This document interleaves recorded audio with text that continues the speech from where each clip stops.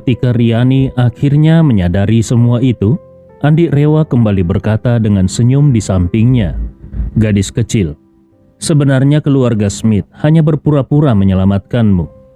Andi Rewa melanjutkan, "Kalau keluarga Smith benar-benar ingin menyuap seluruh kepolisian Tokyo dan pasukan bela diri Jepang untuk menyelamatkanmu hidup-hidup, sebenarnya itu mungkin saja, tetapi biayanya pasti sangat tinggi.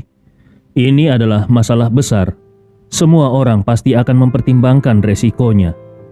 Kecuali kalau uangnya sangat banyak, tidak ada yang akan berani mengambil resiko ini. Aku perkirakan untuk benar-benar menyelamatkanmu hidup-hidup, tanpa 10 miliar dolar, tidak mungkin bisa menghubungi semua departemen terkait di Jepang, seperti Departemen Peradilan, Bea Cukai, dan pasukan bela diri." Setelah itu, Andi mengubah topik pembicaraan dan tersenyum. "Namun, kalau ini hanya pura-pura menyelamatkanmu, tetapi sebenarnya mereka tidak akan membiarkanmu keluar dari Jepang hidup-hidup, maka tentu saja tidak akan menghabiskan banyak uang. Biayanya mungkin hanya sedikit, bahkan jauh lebih rendah daripada yang diperkirakan." Riani merasa sangat terpukul setelah mendengar ini. Hatinya terasa hancur, dan seluruh pandangannya tentang dunia runtuh dalam sekejap. Meskipun dia enggan mempercayai semua yang dikatakan Andi Rewa, tetapi dia bukan orang bodoh. Rencana Chandra Smith untuk membunuhnya sudah dia dengar sendiri melalui telepon, dan sekarang semuanya sudah jelas. Cerita Andi dan analisisnya tentang keluarga Smith sangat tepat. Dia merasa bahwa cerita ini dan dugaan tersebut sangat sesuai dengan keseluruhan rangkaian kejadian ini. Pada saat ini, hatinya merasa kosong, dan karena dia sudah menangis terlalu banyak sebelumnya, kali ini bahkan tidak ada lagi air mata yang bisa keluar dari matanya. Andi Rewa melihat kalau Riani hampir sepenuhnya putus asa. Dia tersenyum sedikit dan kemudian berkata, "Kita tidak bisa tinggal di sini lebih lama. Kita harus segera pergi sebelum pasukan bela diri Jepang sadar dan mencari kita." Setelah itu dia memanggil seluruh awak kapal Ugaki Akana, lalu menunjuk ke arah kapten dan awak kapal dari kapal keluarga Smith dan memberi instruksi, "Kalian bawa mereka semua ke ruang kapal bawah, kemudian bersihkan dek kapal." Awak kapal Ugaki Akana segera melaksanakan perintah. Pada saat ini, Fania juga naik ke dek kapal dan terkejut. Dia bertanya pada Andi, "Tuan, apakah orang-orang ini datang untukku?" Andi Rewa menggelengkan kepalanya. "Bukan, mereka datang untukku." Fania melihat Riani yang tertusuk panah busur berat di kakinya dan tidak bergerak sama sekali. Dia semakin terkejut dan buru-buru bertanya, "Tuan, wanita ini..." Andi Rewa melihat Riani sejenak, lalu tersenyum sedikit. Gadis kecil ini sebelumnya adalah musuh, tapi sekarang sepertinya tidak lagi. Setelah itu dia melirik Riani dan dengan santai bertanya, "Gadis kecil, apakah aku benar?" Riani merasa sangat malu dan marah. Meskipun dia sudah menyadari wajah asli keluarga Smith, dan meskipun Andi telah menyelamatkan hidupnya, namun dia masih tidak bisa merasakan simpati untuk Andi. Bagaimanapun juga, Andi adalah orang yang melaporkan dirinya dan teman-temannya kepada pasukan bela diri Jepang. Banyak di antara teman-temannya yang juga berasal dari keluarga Tanujaya. Beberapa di antaranya bahkan adalah sepupu-sepupunya. Namun, meskipun dia tidak menyukai Andi, kebenciannya sedikit berkurang setelah kebenaran tentang peristiwa ini terungkap. Karena itu, untuk sesaat, dia tidak tahu bagaimana harus menjawab pertanyaan Andi dan hanya bisa memalingkan wajahnya dengan keras kepala. Melihat ekspresi Riani yang penuh keluhan, Andi tidak bisa menahan tawa ringannya. Lalu dia berkata, "Gadis kecil, keluarga Smith tidak tahu kalau kau masih hidup, dan mereka juga tidak tahu kalau kau berada di tanganku. Jadi, mulai sekarang, kau harus mengikuti perintahku dan pergi ke Makassar seperti orang lainnya." Riani tanpa sadar berkata, "Aku tidak akan ikut ke Makassar denganmu." Andi Rewa tertawa, "Kau ada di kapalku." tapi tidak mau ikut denganku. Apa sekarang kau mau terjun dari kapal?"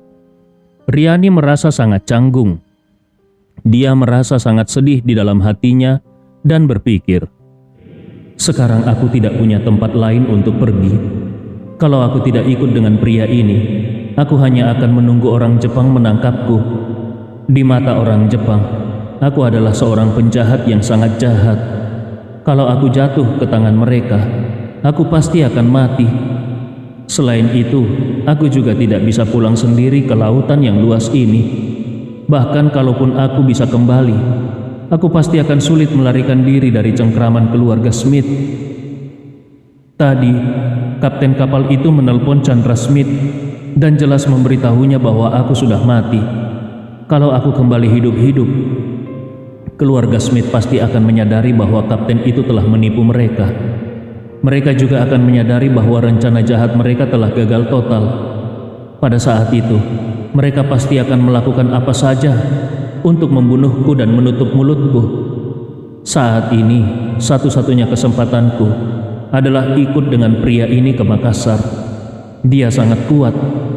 Dia pasti punya cara untuk membawaku dengan diam-diam dan menutupi keberadaanku dari keluarga Smith. Pada saat ini, Riani hanya berpikir untuk bertahan hidup dulu, kemudian mencari tahu kebenaran dari seluruh kejadian ini. Meskipun dia penuh kebencian terhadap keluarga Smith, tetapi dia masih memiliki sedikit harapan yang tersisa. Dia merasa kalau masalah ini hanya direncanakan oleh kakeknya, Chandra Smith, dan ayahnya, Arya Smith, tidak terlibat atau bahkan tidak tahu apa-apa, maka dia akan merasa sedikit lega di dalam hatinya. Namun, kalau masalah ini ternyata melibatkan keduanya, Chandra Smith dan Arya Smith, maka hubungan dia dengan keluarga Smith akan benar-benar putus selamanya. Dengan pemikiran itu, Riani menatap Andi dan dengan suara rendah memohon, "Aku bisa ikut ke Makassar, tapi bisakah kau mengizinkanku menelpon ibuku? Aku harus memberitahunya bahwa aku masih hidup. Kalau tidak, dia pasti akan sangat khawatir." Andi Rewa tanpa ragu langsung menjawab, "Tidak bisa." Riani terkejut. Dia berharap bisa menghubungi ibunya, hanya untuk memberitahu bahwa dia masih hidup. Tetapi Andi menolaknya dengan sangat tegas. Dia pun dengan sedikit marah bertanya, "Kenapa tidak bisa? Meskipun seluruh keluarga Smith ingin aku mati, ibuku pasti tidak akan terlibat." Andi dengan suara dingin berkata, "Kau harus tahu, seorang ibu yang kehilangan anak perempuannya, reaksinya akan sangat berbeda kalau anaknya benar-benar mati atau ternyata masih hidup. Kalau ibumu tidak tahu kau masih hidup, dia pasti akan menunjukkan kesedihan yang sangat nyata, dan keluarga Smith tidak akan mencurigainya. Tapi, kalau kau memberitahu ibumu sekarang bahwa kau masih hidup, ibumu pasti akan kesulitan menyembunyikan kenyataan bahwa dia tidak kehilangan anak perempuan kesayangannya, dan itu akan mudah terungkap oleh keluarga Smith." Sambil berkata demikian, Andi Rewa tersenyum sinis dan melanjutkan, "Keluarga Smith sangat kejam. Kau membunuh seluruh keluarga Akihiko, dan Chandra Smith mengirim orang untuk membunuhmu di Jepang. Siapa yang tahu, apakah dia akan membuat masalah untuk ibumu dan mungkin ingin menghapus jejaknya?" Mendengar ini, Riani merasa sangat malu. Dia dulu benar-benar dicuci otaknya, berpikir bahwa kepentingan keluarga Smith lebih penting daripada apapun, dan tidak ada yang boleh merusak kepentingan keluarga Smith. Karena itu, dia selalu sangat kejam terhadap musuh-musuh keluarga Smith. Namun, kejadian terakhir pembantaian keluarga Akihiko sebenarnya bukan kemauan Riani, melainkan perintah dari ayahnya, Arya Smith. Keluarga Akihiko hampir membunuh anak-anak Arya Smith yang membuatnya sangat marah, dan karena itu dia memerintahkan Riani untuk membantai seluruh keluarga Akihiko. Sekarang, setelah menyadari bahwa keluarga Smith pun tidak segan-segan mengkhianatinya, Riani merasa sangat malu dan menyesal. Seandainya dia tahu bahwa keluarga Smith adalah orang-orang seperti ini, dia pasti tidak akan pernah menaruh sepenuh hatinya untuk melayani mereka. Pada saat ini, dia baru benar-benar sadar bahwa dia tidak hanya berpikir dengan cara yang sempit, tetapi juga terlalu polos dalam menilai keluarga Smith. Di dalam hati, dia tidak bisa menahan untuk menyalahkan dirinya sendiri. "Riani, kau benar-benar bodoh. Selama bertahun-tahun, selain membunuh orang, kau hampir tidak tahu apa-apa, bahkan hampir membuat ibumu terlibat dalam semua ini. Pria ini benar. Kalau ibuku tahu semuanya, besar kemungkinan dia akan langsung menemui keluarga Smith, meskipun dia bisa menahan diri. Namun, kalau keluarga Smith menemuinya, dia akan sulit untuk tidak ketahuan, dan itu akan membahayakan ibumu." Memikirkan ini, dia segera menatap Andi, mengangguk patuh, dan dengan suara pelan berkata, "Baiklah, aku akan ikut denganmu." Andi rela mengangguk, kemudian dia berkata kepada kapten kapal, "Bawa dia ke ruang kapal untuk istirahat. Luka-lukanya sudah berhenti berdarah. Namun aku akan membantu mencabut panah dari kakinya dan membersihkan racun di dalam tubuhnya." Riani mengangguk pelan. Dia ragu-ragu sejenak, kemudian dia menggigit bibir bawahnya dan dengan suara pelan berkata, "Terima kasih." Andi rela mengangguk, kemudian memberi perintah kepada kapten kapal lagi, "Kau ikut aku ke kapal sebelah. Atur arah kapal itu berlawanan. Biarkan kapal itu melaju dengan kecepatan penuh. Itu akan mengalihkan perhatian orang lain." Kapten itu segera mengangguk. Saat ini, keenam orang yang dilemparkan Andi ke laut telah tenggelam dan tewas semuanya. Beberapa mayat mereka bahkan sudah mulai tenggelam ke dasar laut. Andi rela membawa kapten itu ke kapal pesiar sebelah. Setelah kapten menetapkan arah kapal, Andi rela memintanya untuk kembali ke kapal. Kemudian Andi mengaktifkan mesin kapal ke kecepatan maksimum dan kapal itu langsung melesat pergi dengan cepat. Fania yang berada di dek sebelah merasa khawatir melihat kapal itu mulai berlayar. Namun tiba-tiba dia melihat sosok yang melompat tinggi dari kapal tersebut, meluncur dalam lintasan parabola yang sempurna dan terjun ke laut. Kemudian dia melihat Andi rela muncul dengan mudah dari dalam air, perlahan-lahan mengarungi laut dan kembali ke sisi kapal. Fania yang khawatir langsung mengambil handuk mandi. Begitu Andi naik ke kapal, dia segera memberikan handuk tersebut sambil berkata dengan penuh perhatian, "Tuan Andi, cepat lap tubuhmu dengan handuk, lalu mandi air panas di dalam kapal agar tidak terkena flu." Andi rela tersenyum tipis. "Tidak apa-apa, nanti aku akan ganti pakaian kering saja." Sambil berkata demikian, dia memberi perintah kepada kapten kapal, "Kita harus segera berlayar dan menuju ke perairan internasional secepatnya." Kapten itu segera mengangguk, "Baik tuan, silakan ganti pakaian dulu, kami akan segera berlayar." Andi rela kembali ke dalam kabin kapal, mengganti pakaian bersih, sementara awak kapal membantu memasukkan pakaian basahnya ke dalam mesin cuci pengering, yang akan membersihkan dan mengeringkannya dalam beberapa jam. Saat ini, Riani telah ditempatkan di kamar tidur besar di lantai 1, karena sebelumnya Andi sudah memblokir saluran energi dalam tubuhnya. Maka saat ini, dia hanya bisa duduk di sofa dan tidak bisa bergerak. Andi rela dengan sopan mengetuk pintu, kemudian membukanya dan masuk ke dalam. Dia menatap Riani dan bertanya, "Bagaimana perasaanmu?" Riani merasa sedikit canggung. Aku baik-baik saja." Setelah itu, dia merasa bingung dan bertanya, "Bisakah kau memberitahuku bagaimana kau bisa melakukannya?" Andi rela mengernyitkan keningnya dan bertanya, "Apa yang kau maksud?" Riani bertanya lagi, "Bagaimana caramu bisa menghilangkan racun yang ada dalam tubuhku dengan begitu cepat? Dan juga bagaimana kau bisa menghentikan pendarahanku? Yang lebih tidak bisa kupahami lagi, tubuhku sekarang sepertinya sangat terbatas dalam gerakannya." Andi rela dengan santai menjawab, "Bukankah kau adalah seorang praktisi bela diri? Seharusnya kau paham tentang tenaga dalam, bukan?"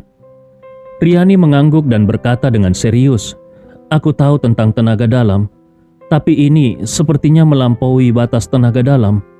Ketika seorang praktisi bela diri melatih tenaga dalam untuk meningkatkan kekuatan tubuh dan kemampuannya, tenaga ini hanya bisa mengalir dalam tubuhnya sendiri. Tetapi tenaga yang kau gunakan sepertinya bisa mengalir ke dalam tubuhku. Ini benar-benar luar biasa. Andi Rewa tertawa sinis dan dengan wajah angkuh berkata, "Tenaga dalamku dan tenagamu jelas berbeda jauh. Seperti yang dikatakan orang zaman dahulu, cahaya kunang-kunang tidak bisa bersaing dengan sinar matahari. Kalau tenagaku adalah matahari, maka tenagamu hanyalah kunang-kunang."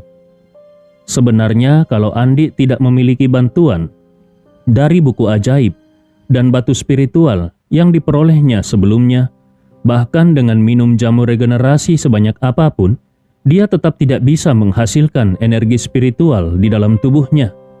Itulah keberuntungan besar yang jarang dimiliki orang.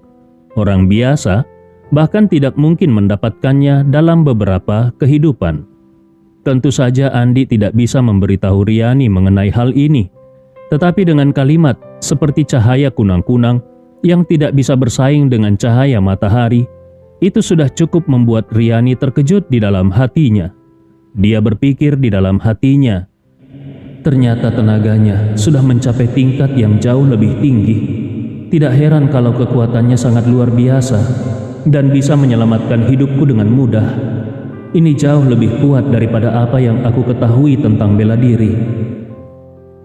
Pada saat ini, Andi dengan tenang berkata, "Meskipun racun dalam tubuhmu sudah dibersihkan, tapi lukamu masih terbuka. Aku akan membantu mencabut anak panah dan membersihkan lukamu." Riani melihat luka di kakinya. Anak panah itu hampir menembus paha dari pangkal paha sampai ke ujungnya. Dia merasa canggung dan berpikir, "Aku masih memakai celana ketat hitam, tapi kalau dia ingin mengobati lukaku, pasti dia harus melepas atau merobek celanaku." Andi Rewa melihat sedikit rasa malu pada diri Riani dan di dalam hatinya dia berpikir, kenapa aku tidak membiarkan dia mengobatinya sendiri? Sebagai seorang pembunuh terlatih, dia pasti sudah sangat mahir dalam menangani luka kecil seperti ini. Namun dalam pikirannya muncul pemikiran lain. Wanita ini sifatnya seperti kuda liar yang belum dijinakkan, dan cara-cara liciknya sangat kejam. Kalau aku ingin dia patuh kepadaku, maka aku harus menghancurkan rasa harga dirinya terlebih dahulu. Menyadari itu, Andi Rewa dengan ekspresi dingin berkata, "Ayo, aku bantu kau duduk di kursi santai. Kau berbaring di sana dan aku akan menangani lukamu." Riani ragu-ragu dan berkata, "Kalau begitu, biarkan aku yang mengobatinya sendiri. Tolong beri aku tang dan sedikit antiseptik, serta kain kasa untuk membalut luka." Andi Rewa tanpa ekspresi menjawab, "Kau memang bisa mengobatinya sendiri. Tetapi karena ada banyak pembuluh darah di kaki, maka saat mencabut anak panah, luka itu pasti akan mengeluarkan banyak darah. Kalau luka tersebut mengenai arteri, mencabutnya sembarangan akan sangat berbahaya. Bahkan kalau mengenai saraf, kau bisa mengalami cacat seumur hidup." Riani tahu betul bahwa menangani luka biasa bukanlah masalah baginya. Tetapi kalau luka tersebut mengenai arteri, itu akan sangat sulit untuk ditangani sendiri. Selain itu, kalau melibatkan saraf, akan ada kemungkinan efek samping yang bisa mempengaruhi kekuatannya. Memikirkan hal ini, Riani pun mulai ragu apakah sebaiknya dia membiarkan Andi menanganinya. Andi Rewa jelas seorang ahli yang jauh lebih kuat daripada dirinya. Dan kalau Andi yang mengobati luka ini, pasti jauh lebih aman dan tepat. Melihat ekspresi Riani yang ragu, Andi Rewa dengan tegas berkata, "Sudahlah, jangan tunda-tunda lagi. Hidupmu jauh lebih penting dari apapun. Lagi pula, aku yakin kau juga tidak ingin kakimu menjadi cacat. Bayangkan kalau seorang wanita cantik harus berjalan pincang. Pasti sangat tidak enak dilihat." Setelah berkata demikian, Andi Rewa langsung mengulurkan tangan ke arah Riani. Suaranya tidak bisa dibantah. "Ayo, aku bantu kau duduk di kursi santai." Riani merasa canggung dan langsung berkata, Aku bisa melakukannya sendiri. Namun saat dia mencoba mengangkat tubuhnya, dia merasa tubuhnya tidak memiliki tenaga sama sekali. Setelah beberapa kali mencoba, dia akhirnya sadar bahwa tubuhnya benar-benar tidak bisa digerakkan. Melihat kondisi Riani yang bingung, Andi dengan tenang berkata, "Jangan berusaha keras. Saluran energi dalam tubuhmu sudah aku tutup sementara. Jadi tubuhmu tidak akan bisa bergerak." Riani terkejut mendengarnya dan akhirnya menyerah. Dia dengan perlahan mengulurkan tangannya dan berkata dengan suara lembut, "Kalau begitu, terima kasih banyak."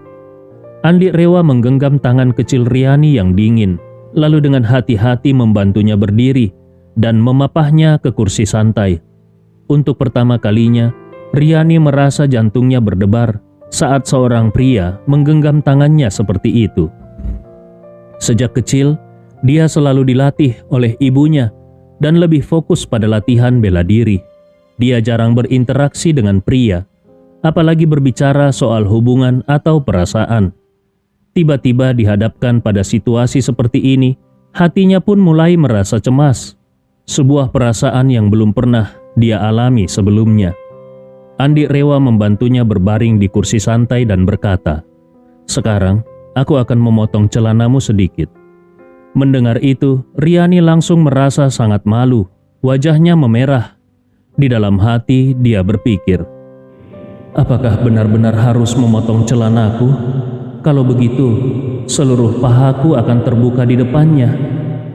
Ketika Riani masih bingung dan ragu dengan keputusan Andi sudah mengambil gunting dan mulai memotong celana Riani, mengikuti arah panah yang menembus kaki Riani. Beberapa inci dari tempat anak panah masuk, Andi rela memotong celana hingga seluruh kaki kanan Riani terungkap. Riani merasa kakinya menjadi dingin, dan ketika dia menatap ke bawah, dia melihat kaki panjang dan indahnya terbuka begitu saja, yang membuatnya semakin malu dan secara refleks menutupi wajahnya dengan tangan. Andi rela sendiri tidak menyangka kalau kaki Riani akan secantik ini, bahkan melebihi semua wanita yang pernah dia temui. Hal ini bisa jadi berkat latihan bela diri yang Riani jalani sejak kecil. Kaki Riani tidak hanya panjang, tetapi juga sangat lurus dan memiliki garis otot yang jelas. Memang betul, itu kemungkinan berkat latihan bela diri yang Riani jalani sejak kecil. Bahkan dibandingkan dengan para supermodel, kaki Riani tidak kalah, malah mungkin lebih sempurna. Itu adalah kaki yang bisa dibilang langka dan sangat indah.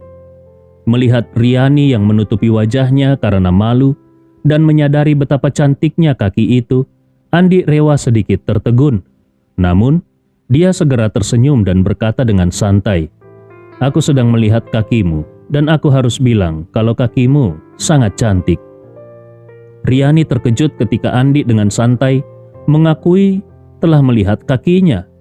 Ketegasannya yang tanpa rasa malu membuat Riani sedikit kebingungan, dan perasaan marah yang semula ada di dalam dirinya tiba-tiba hilang begitu saja.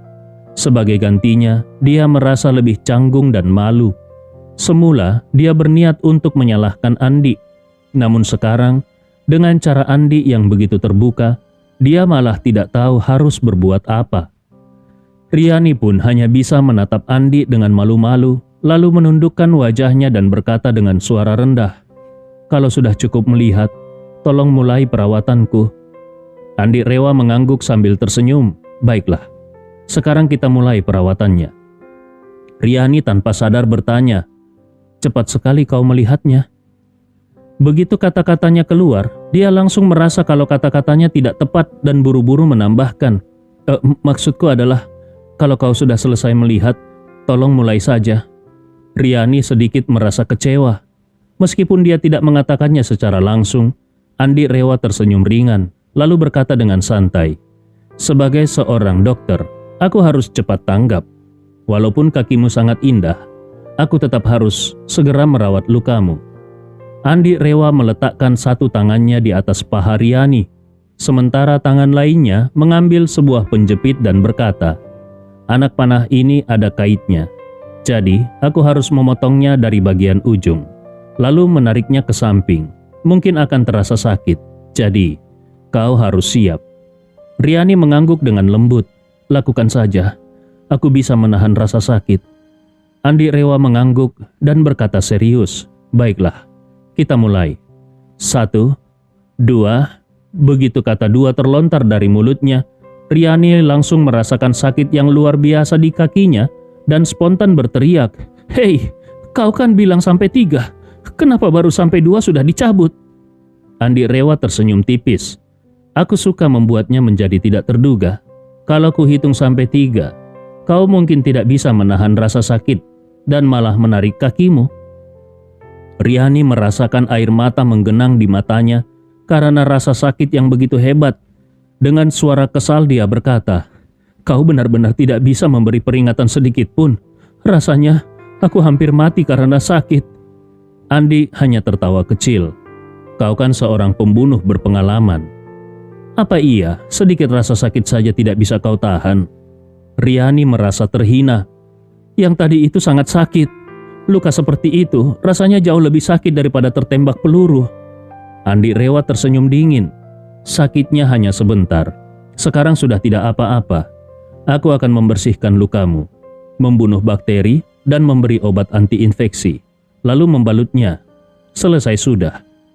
Riani mengangguk setuju. Tetapi kemudian dia bertanya dengan khawatir, "Jangan-jangan kau akan menggunakan alkohol untuk disinfeksi? Itu pasti sangat sakit." Andi Rewa menggelengkan kepalanya.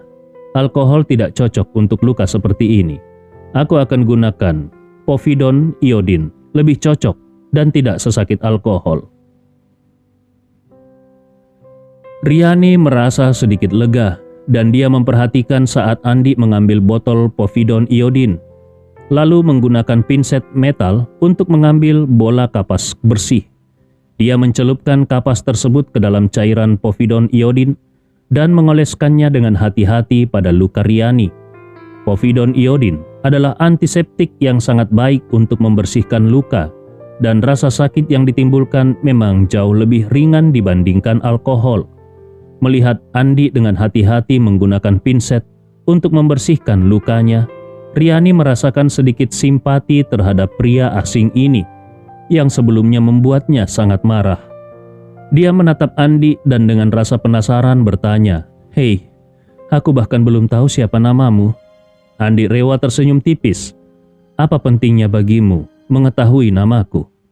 Riani pura-pura kesal dan berkata, "Kau belum aku hukum atas kejadian waktu itu, jadi tentu saja kau sangat penting bagiku."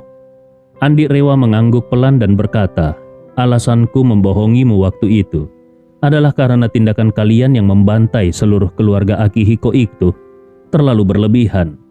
Seharusnya kesalahan orang tua tidak boleh menimpa keluarganya. Apa kau tidak mengerti prinsip itu?"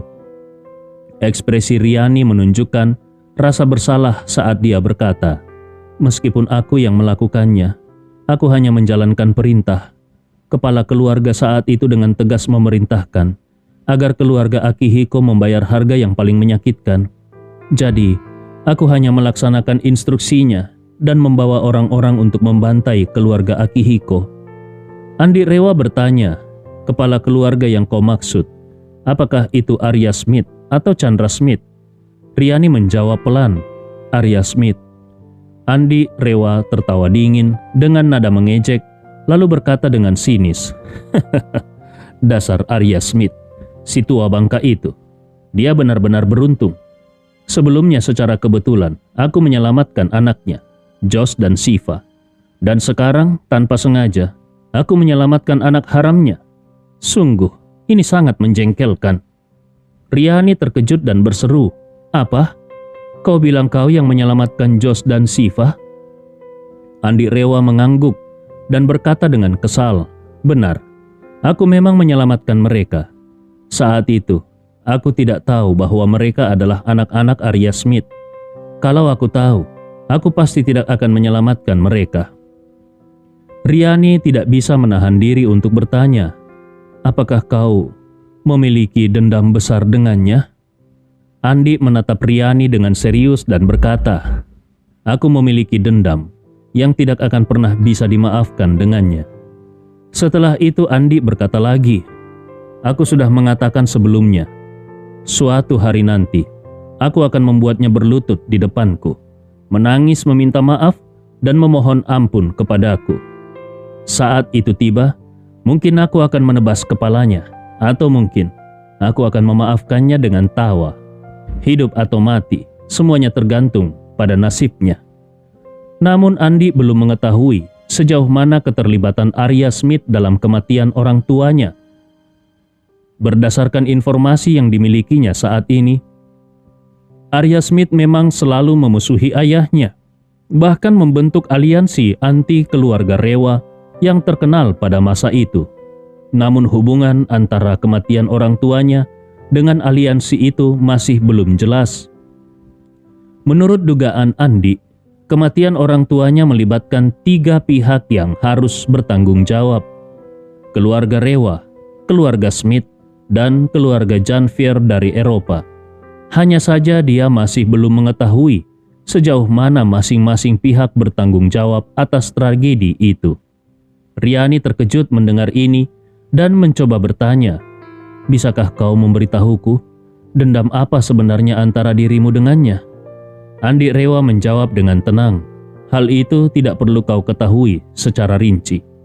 Riani terlihat kecewa, lalu dia bertanya lagi, "Kalau begitu, bisakah setidaknya kau memberitahuku siapa namamu?" Andi Rewa dengan tenang berkata, "Namaku Andi Rewa." Riani bergumam pelan, "Andi Rewa? Jangan-jangan, jangan-jangan."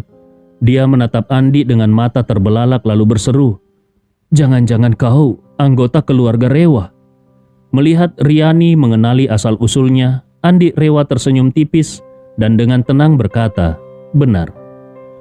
Aku memang bisa dianggap sebagai bagian dari keluarga Rewa, atau lebih tepatnya dulunya, aku adalah bagian dari keluarga Rewa." Riani berpikir sejenak dan bergumam, "Dulunya bagian dari keluarga Rewa? Itu artinya sekarang kau tidak lagi di sana." Sambil berbicara, ekspresi Riani menjadi sangat terkejut dan berkata, "Keluarga Rewa memang tidak memiliki banyak keturunan langsung. Aku cukup familiar dengan setiap anggota keluarga inti. Kalau kau bukan bagian dari keluarga Rewa saat ini, maka kemungkinan besar kau adalah..." Kata-katanya terhenti dan wajah Riani menunjukkan keterkejutan yang luar biasa. Dia menatap Andi Rewa dengan penuh rasa tidak percaya dan berkata, "Dari semua keturunan langsung, yang meninggalkan keluarga Rewa hanya ada satu, yaitu Sandi Rewa. Tapi Sandi Rewa sudah meninggal lebih dari 20 tahun yang lalu. Jangan-jangan kau adalah putranya?" Ekspresi Andi Rewa berubah menjadi serius dan dia dengan tegas menjawab, "Benar, aku adalah putra Sandi Rewa. Aku adalah Andi Rewa." Pada saat itu Riani merasa seperti tersambar petir. Meskipun Sandi Rewa sudah meninggal sebelum dia lahir, namun nama besar Sandi Rewa tetap menggema di telinganya. Selain itu dia tahu tentang hubungan ayahnya, Arya Smith, dengan Sandi Rewa di masa lalu. Dia tahu bahwa kompetitor terbesar ayahnya sepanjang hidupnya adalah Sandi Rewa. Dia juga tahu bahwa pukulan terbesar yang diterima ayahnya sepanjang hidupnya juga berasal dari Sandi Rewa. Dahulu, siapapun yang menyebut nama Sandi Rewa di Jakarta pasti akan mengacungkan kedua ibu jari mereka dengan penuh pujian dan rasa hormat. Namun, ketika nama Arya Smith disebut, orang-orang selalu menunjukkan ekspresi penuh penyesalan. Banyak yang mengatakan bahwa Arya Smith lahir di waktu yang salah karena cahaya Sandi Rewa yang begitu cemerlang. Dia benar-benar menutupi segala kelebihan yang dimiliki Arya Smith. Riani juga tahu bahwa ayahnya tidak hanya terus-menerus kalah bersaing dengan Sandi Rewa, tetapi lebih dari itu, istri ayahnya juga merupakan salah satu pengagum setia Sandi Rewa di masa lalu.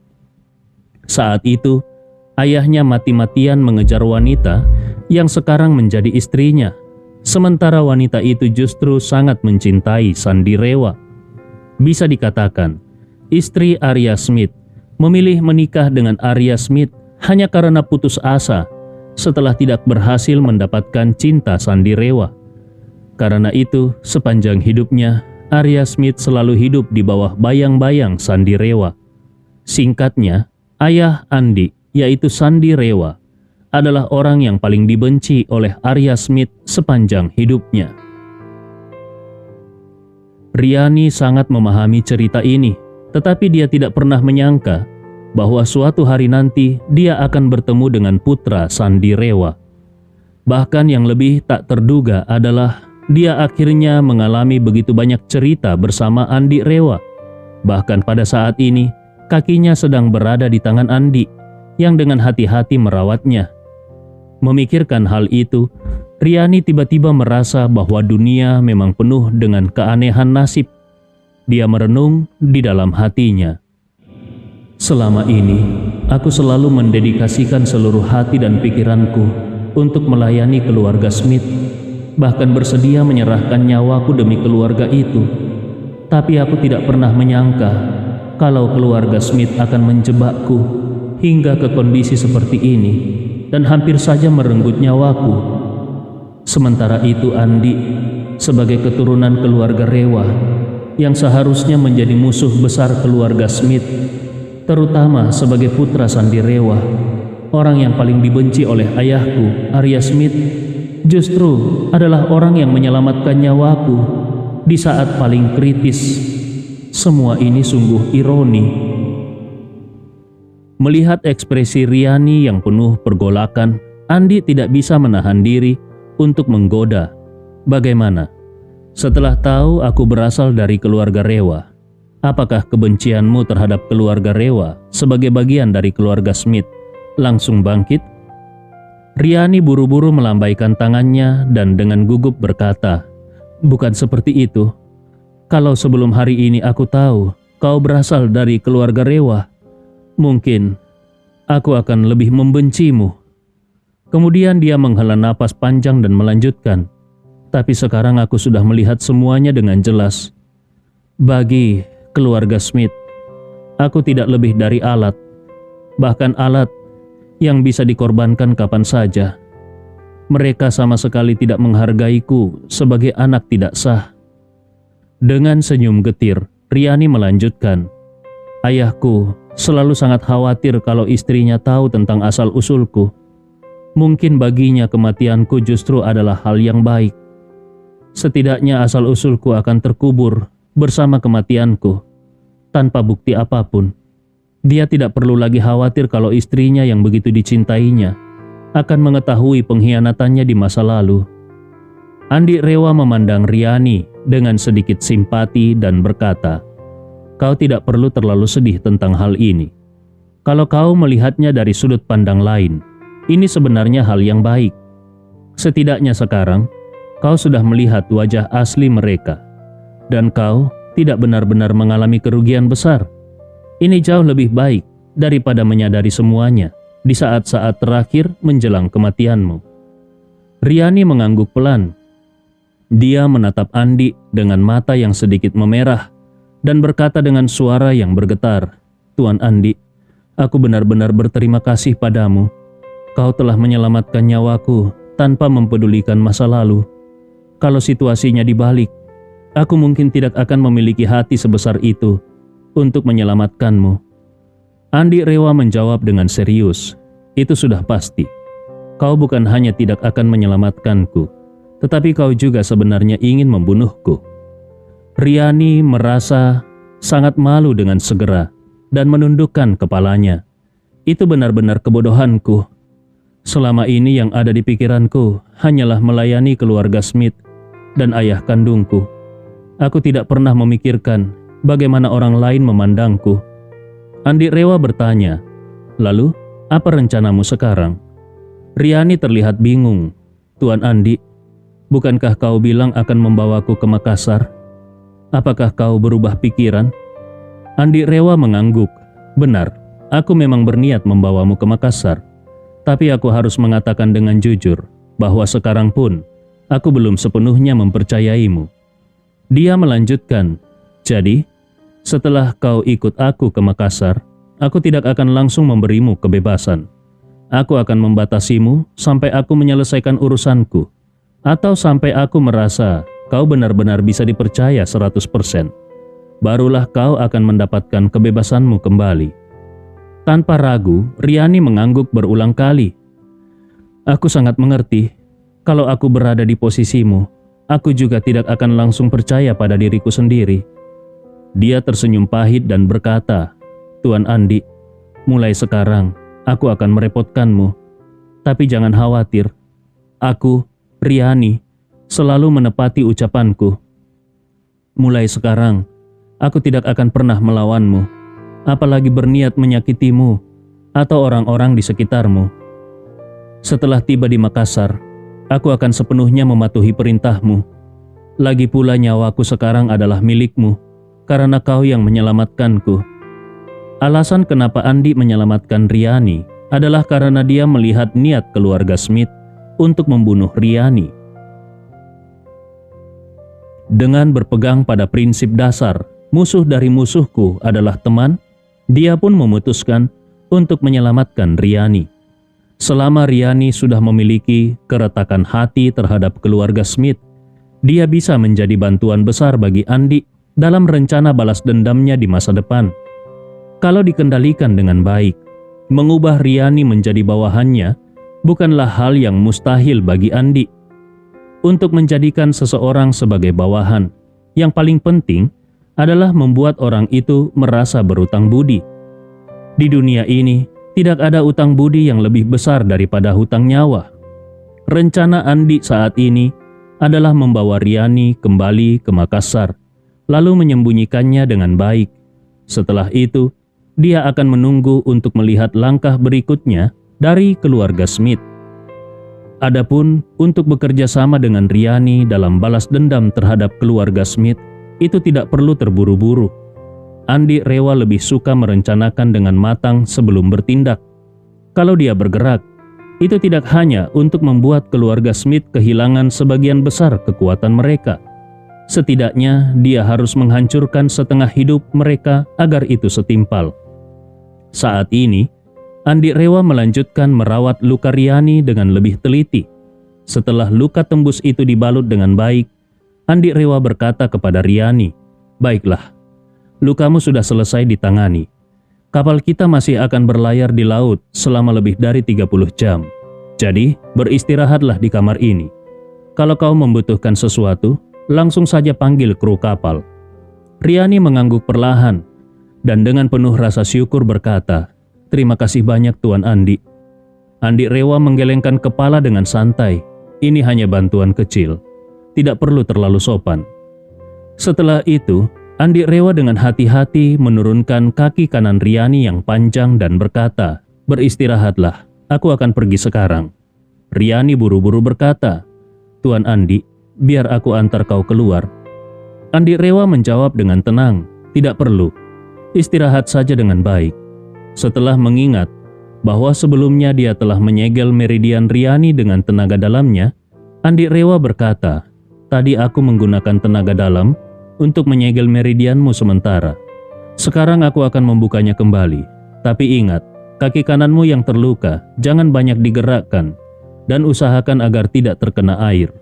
Kalau kau ingin mandi, bungkus luka yang dibalut itu dengan plastik." Riani dengan patuh mengangguk dan berkata, "Aku mengerti. Tuan Andi, silakan bantu lepaskan segelnya. Kalau tidak, aku akan sulit bergerak."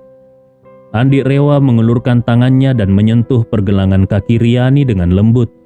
Dia langsung melepaskan aliran tenaga dalam yang ditinggalkan di tubuh Riani.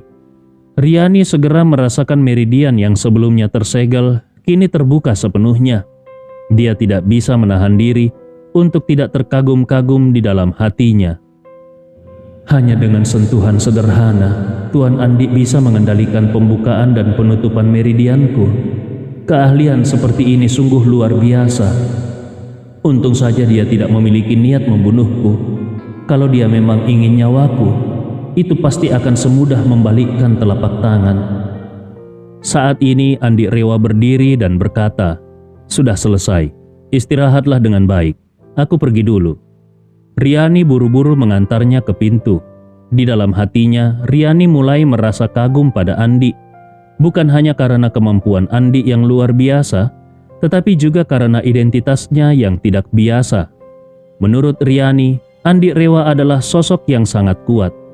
Pada saat ini, kapal yang ditumpangi Andi telah meninggalkan perairan Jepang dan memasuki wilayah laut internasional.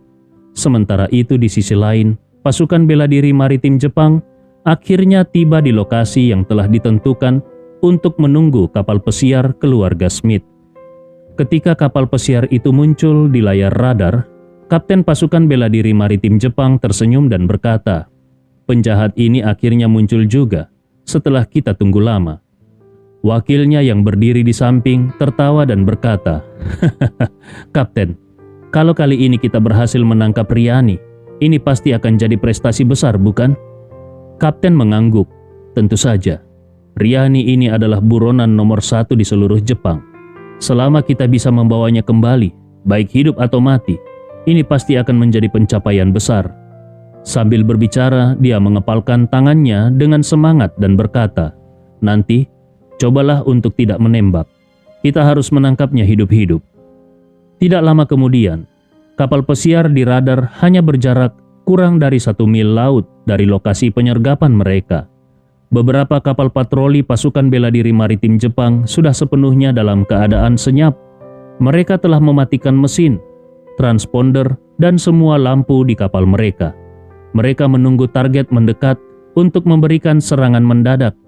Melihat target semakin dekat, Kapten segera memerintahkan, "Mulai operasi penangkapan." Dalam sekejap, 6 kapal patroli pasukan bela diri membuka lampu sorot mereka secara bersamaan dan menyinari kapal pesiar tidak berpenumpang itu dengan 6 berkas cahaya terang. Kapten menggunakan pengeras suara untuk berteriak keras, "Kapal di depan, dengarkan. Kami adalah pasukan bela diri maritim Jepang. Matikan mesin kalian dan bersiap untuk diperiksa." Setelah perintah itu dikeluarkan, sesuai rencana, kapal target seharusnya mulai melambat. Tapi yang terjadi justru sebaliknya. Kapal itu tidak mengurangi kecepatan sama sekali dan terus melaju ke arah mereka. Kapten segera berteriak lagi, "Kapal di depan, dengarkan. Sekarang kalian sudah dikepung. Menyerah dan angkat tangan adalah pilihan terbaik. Kalau kalian menolak untuk menyerah, kami akan mengambil tindakan tegas."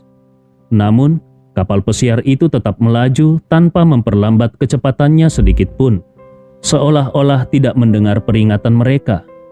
Kapten yang semakin kesal berteriak lagi, "Aku peringatkan kalian, kalau kalian tidak segera mematikan mesin, kami akan menembak sesuai hukum." Tetapi, kapal pesiar itu terus melaju seperti angin, mengabaikan semua ancaman.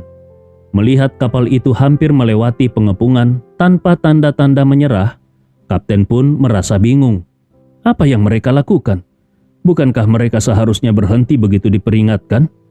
Wakilnya bertanya dengan ragu, "Kapten, apa mungkin mereka mencoba melarikan diri?" Mendengar itu, kapten langsung marah dan berkata, "Mungkin saja. Orang-orang ini sungguh tidak bisa dipercaya. Cepat kejar mereka dan hentikan kapal itu." 6 kapal patroli segera mengejar, mengapit kapal target dan perlahan mendekat. Ketika mereka cukup dekat, seseorang tiba-tiba berteriak, "Kapten, kapal itu sepertinya kosong." Kapten terkejut. "Apa? Kosong?" Orang itu berkata, "Betul, Kapten. Aku melihat dengan jelas melalui teropong. Tidak ada satu orang pun di ruang kendali atau di dek." Kapten pasukan bela diri gemetar dan langsung berseru, "Kurang ajar. Jangan-jangan keluarga Smith telah memainkan trik pada kita." Menyadari kemungkinan itu, dia segera memberi perintah, "Segera hentikan kapal itu dan naik untuk memeriksa semuanya dengan teliti." Dengan kecepatan yang jauh lebih tinggi daripada kapal pesiar, kapal patroli dengan cepat mengepung target dari semua sisi. Ketika kapal itu benar-benar berhenti, beberapa anggota pasukan bersenjata segera melompat ke kapal target dan melakukan pemeriksaan. Dan hasilnya benar saja, kapal itu benar-benar kosong. Kapten langsung menepuk pahanya dengan marah dan mengutuk, "Sampah keluarga Smith ini. Sepertinya mereka berpura-pura bekerja sama dengan kita hanya untuk memainkan drama."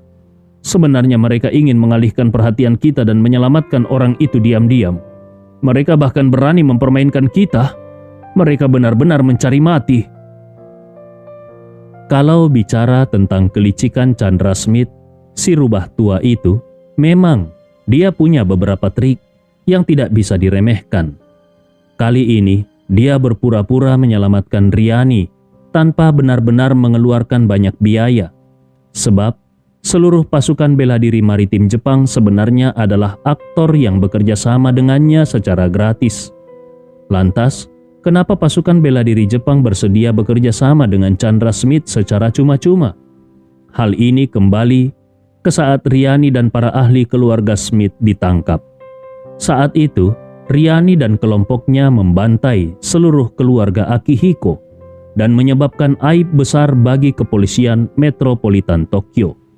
Setelah itu, mereka berencana kabur dari Osaka.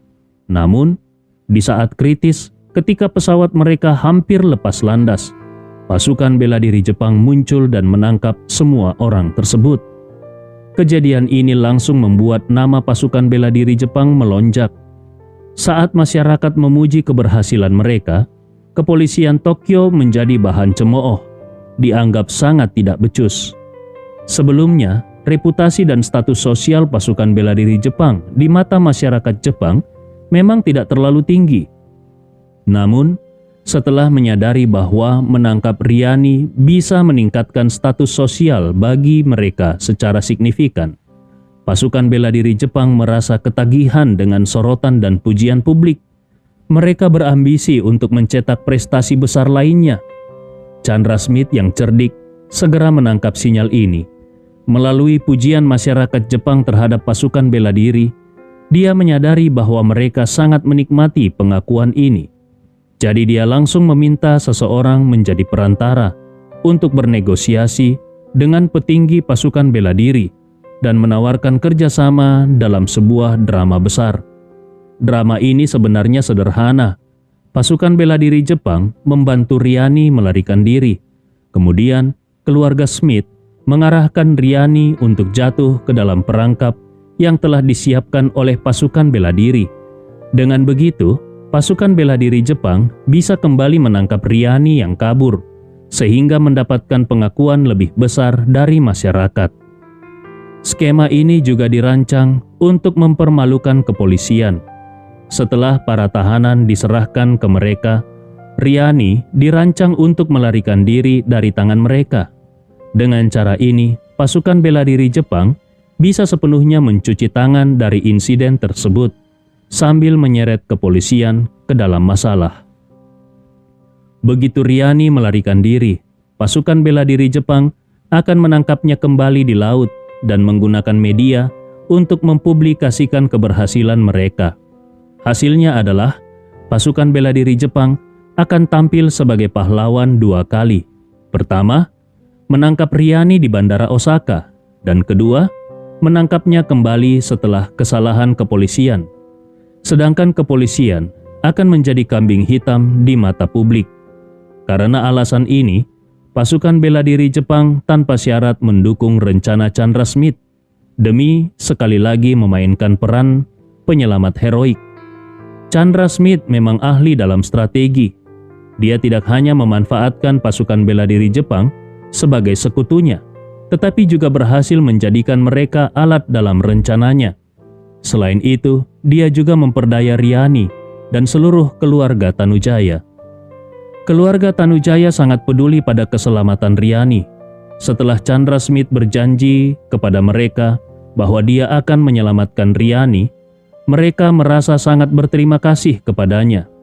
Sekarang, keluarga Smith benar-benar berhasil menyelamatkan Riani dari kepolisian. Hal ini saja sudah cukup untuk membuat keluarga Tanujaya bersyukur setengah mati. Namun, bagaimana mungkin keluarga Tanujaya menyadari bahwa Chandra Smith sebenarnya hanya memainkan sebuah sandiwara?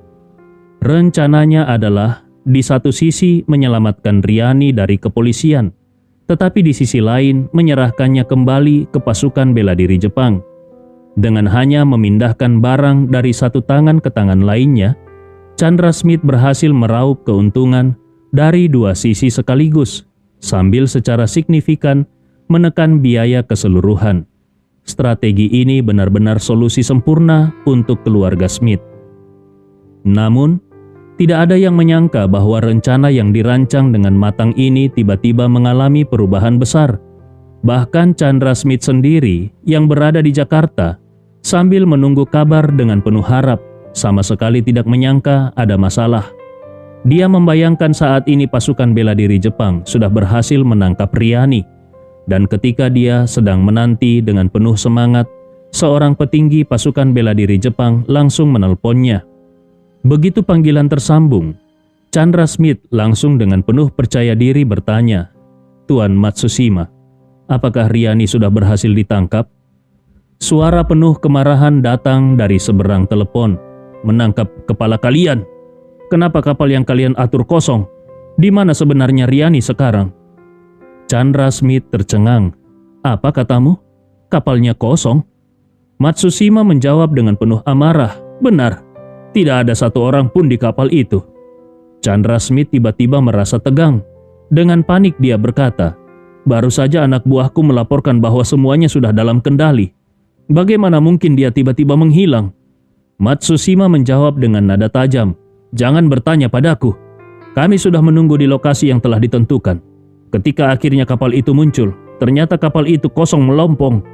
Dia melanjutkan dengan nada mengancam, "Aku peringatkan kau, Chandra Smith. Kalau kalian tidak segera menyerahkan Riani, jangan salahkan kalau kami bertindak keras terhadap kalian." Chandra Smith buru-buru merespon, "Tuan Matsushima, pasti ada sesuatu yang tidak beres di sini. Kumohon, segera kerahkan pasukan bela diri maritim untuk mencari keberadaan Riani." Namun Matsushima menjawab dingin, "Kami tidak punya cukup sumber daya untuk mencari secara besar-besaran. Kalau kalian bisa menemukan Riani dan membawanya kembali, maka semuanya akan baik-baik saja. Tapi kalau tidak, pemerintah Jepang akan menyalahkan keluarga Smith atas semua ini." Mendengar ancaman tersebut, Chandra Smith langsung panik. "Tuan Matsushima, tolong tenang. Kami akan segera mencari Riani dengan segala cara yang kami miliki dan memastikan dia kembali secepat mungkin." Matsushima memperingatkan, "Kalian hanya punya waktu beberapa jam. Kalau sampai matahari terbit kalian masih belum menemukannya, tanggung sendiri akibatnya." Setelah menutup telepon, ekspresi Chandra Smith berubah menjadi sangat marah. Dia segera memanggil salah satu orang kepercayaannya dan bertanya dengan nada tajam, apa yang sebenarnya terjadi dengan Riani. Orang kepercayaannya itu tampak kebingungan. "Tuan, aku juga tidak tahu. Saat ini, kami tidak bisa menghubungi siapapun yang terlibat dalam operasi malam ini. Situasinya sangat aneh, dan kelihatannya tidak berjalan sesuai rencana." Chandra Smith menggertakkan giginya dan memberikan perintah, "Hubungi semua orang yang terlibat dalam operasi ini. Bagaimanapun juga, kita harus segera menemukan keberadaan Riani. Kalau Riani benar-benar hilang, pemerintah Jepang pasti akan menganggap keluarga Smith sebagai dalang di balik semua ini.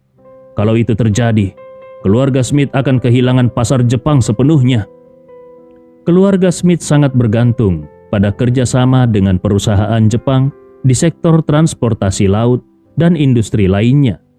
Kalau masalah ini tidak ditangani dengan baik dan pemerintah Jepang marah, semua bisnis keluarga Smith di Jepang akan terdampak secara serius.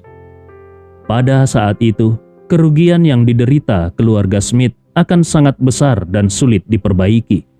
Keluarga Smith bersama seluruh pasukan bela diri maritim Jepang mulai melakukan pencarian besar-besaran terhadap keberadaan Riani di sekitar perairan Tokyo. Namun, di lautan yang begitu luas, tanpa petunjuk apapun, pencarian mereka tidak memiliki arah yang jelas. Sementara itu, kapal pesiar yang dinaiki oleh Andi sudah meninggalkan wilayah Jepang. Kapal tersebut terus menyesuaikan rutenya menuju arah Indonesia. Setelah berlayar sepanjang malam, kapal itu telah menempuh sekitar sepertiga dari perjalanan. Saat fajar menyingsing, matahari terbit perlahan dari garis cakrawala di sebelah timur. Meskipun suhu di lautan musim dingin sangat dingin, Andi tetap keluar ke geladak hanya dengan mengenakan pakaian tipis. Dia berjalan menuju buritan kapal dan memandang ke arah matahari terbit di timur.